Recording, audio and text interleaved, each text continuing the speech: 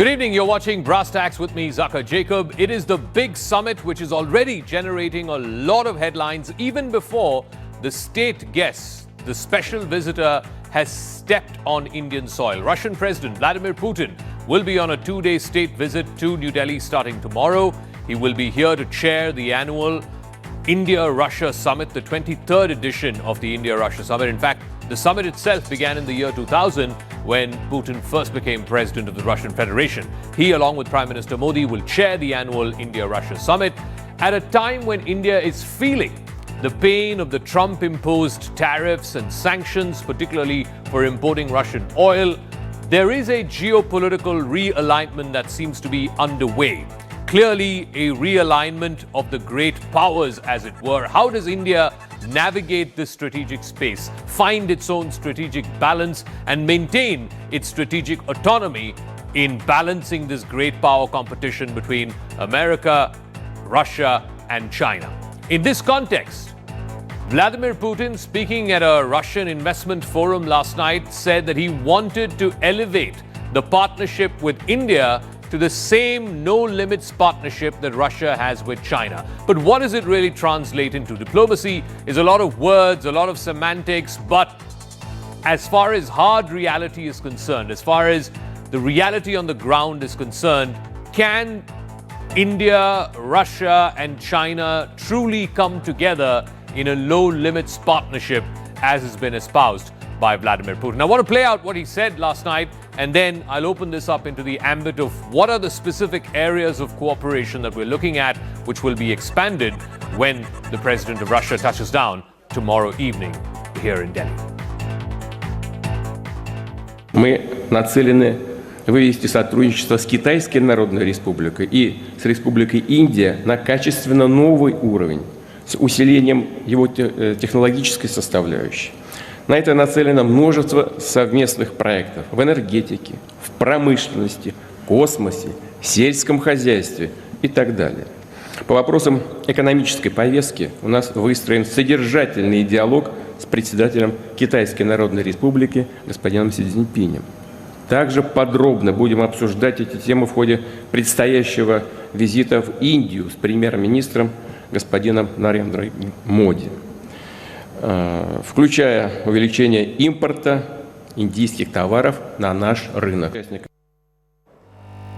So let's take a look at some of the different avenues where India and Russia can in fact achieve this no-limits partnership. Defense and technology cooperation. Remember, a huge pillar of the India-Russia relationship has been around defense. According to SIPRI, the Stockholm Institute for Peace and Research, India, 2/3 of India's weapon supplies even today come from Russia. If Russia keeps its promise of delivering more S-400 missile defense batteries and also offers significant technology transfer when it comes to the next generation of the missile defense systems, the S-500s, then India could upgrade both its strategic air defense as well as strengthen its domestic manufacturing capacity.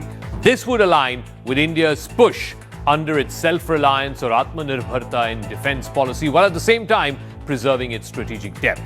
Off late, in the last 3 or 4 years, energy security and diversified fuel supply has been yet another area of significant cooperation between Moscow and Delhi.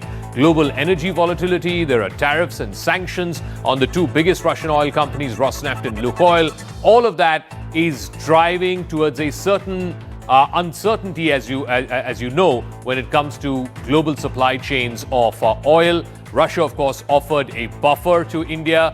But now, because of the Trump-imposed sanctions and tariffs, that tap seems to be slowly but surely closing. So India becomes an anchor buyer, helping Moscow maintain energy revenues, even when India is coming under pressure, the Trump-imposed sanctions and tariffs. Then there is civil, nuclear and energy collaboration.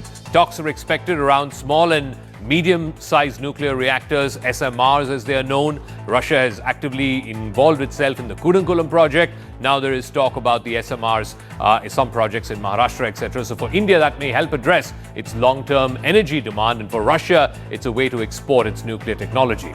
Also, there is economic and trade expansion. Remember, India and Russia, up until the last few years, did not trade too much. In fact, even now, India's exports to Russia are under 5 billion.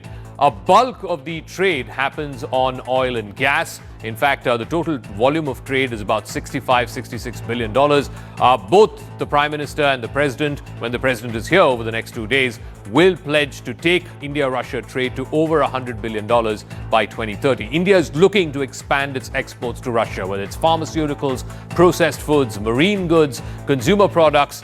If this is successful, if this diversification happens, then it will help narrow the trade deficit with Russia, also generate a more balanced trade flow.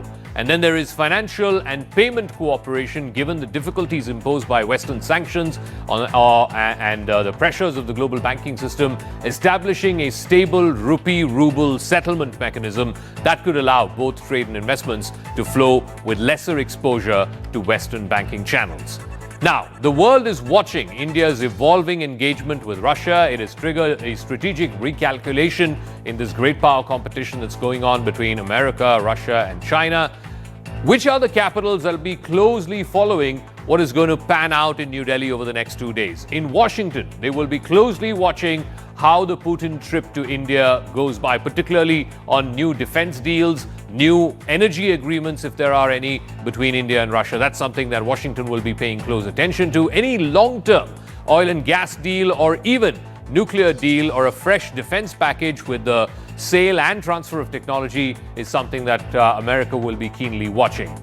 Also, that would help blunt some of the Western sanctions and give a bypass really for Moscow as far as getting locked in with the Western banking channels are concerned. From Beijing, they will be watching this from the vantage there. Xi Jinping and his team will be watching this visit very closely. There is growing concern that deeper India-Russia cooperation may reshape the regional balance of power, particularly in the Indo-Pacific, and there is already ongoing tensions between Japan and China. Also, remember, this is the first visit by President Putin since the start of the Ukraine war, so clearly in Kyiv, they will be watching this very closely. There is also this new peace proposal that Trump has unveiled, the 28-point peace plan. His envoy, Steve Witkoff, his son-in-law, Jared Kushner, were in Moscow just yesterday. They spent 5 hours with President Putin. President Putin will be explaining to Prime Minister Modi when they meet tomorrow what the contours of this plan are, what Russia's position is on the negotiations right now. And Kyiv will be hoping that Prime Minister Modi will be able to nudge Moscow to move forward towards some form of a ceasefire. And of course, Pakistan will be closely watching too, particularly in the aftermath of Operation Sindoor, which showed the field capabilities of the Russian weapons, whether it's the S-400s, the BrahMos missile, which was jointly developed between India and Russia. Every extra S-400 unit narrows Pakistan's strike envelope. Any new arms package would tilt the military balance even further in India's favor. So this is something that will be closely followed as well. So these are the global capitals, the regional capitals where this visit will be very closely followed. But I think the key thing is there going to be a strategic reset? Clearly, for the last 2.5 decades, the sort of said and unsaid charter was that as China rises, as it tries to, change the rules of the game, certainly in the Indo-Pacific, it is going to be India and the United States that will come together, along with Japan, along with South Korea, Australia, the Quad, etc., to try and keep a check on the rising power that is China. But that now seems to have been completely upended on its head in the last 8 or 9 months since the return of Donald Trump to the White House.